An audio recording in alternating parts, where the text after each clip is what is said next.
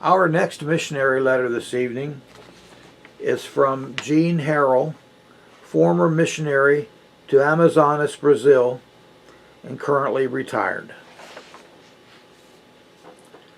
Dear Tidewater members, greetings. When my Easter cards arrived May 16th, I decided to use them anyway. Actually, each Sunday is remembering the resurrection of Christ. The COVID-19 virus messed up our daily living pattern. With homeschooling, it slowed down a bit, but not completely. Actually, we had more time for school as Hannah's outside activities were canceled. My granddaughter is in her senior year and looking forward to graduation. She watched the virtual ceremony from Rebecca on her cell phone, along with me, grandma, principal, and supervisor, Dora, my daughter, her mother, lunch lady, and one of her great aunts, making it more special for all of us. Hannah still has a half a semester to go yet. Hearing that Brazil was hit hard by the virus made me concerned. Southern Brazil, in the Sao Paulo area, a metropolis like New York City, was where we studied Portuguese and learned the basics of Brazilian living in the city. Then we went up to the jungle area to live. The latest report from our former area is that the capital of the state of Amazonas, Manaus, may have peaked in their number of COVID-19 cases. In the area where we were, about 800 miles farther up the river, the number of cases were 70 plus. The state hospital reportedly has enough oxygen to treat patients.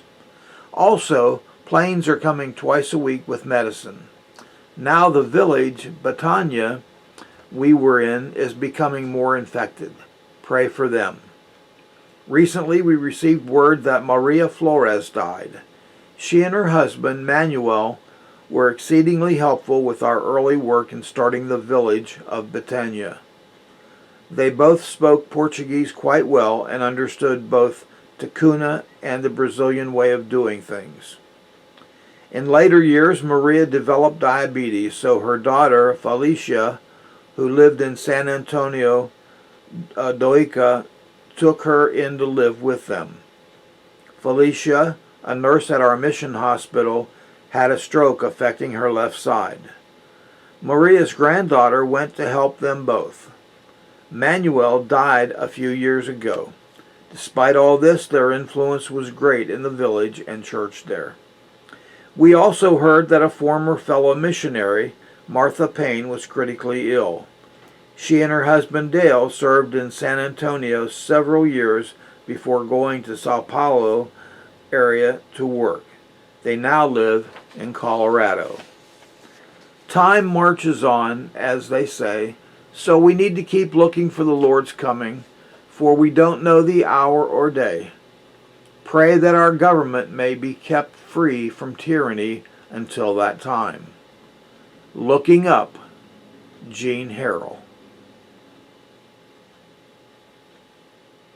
If you would please take a few moments of your time and pray for Jean as she continues to homeschool with her granddaughter and be an influence in her community. God bless you, thank you, and have a wonderful evening.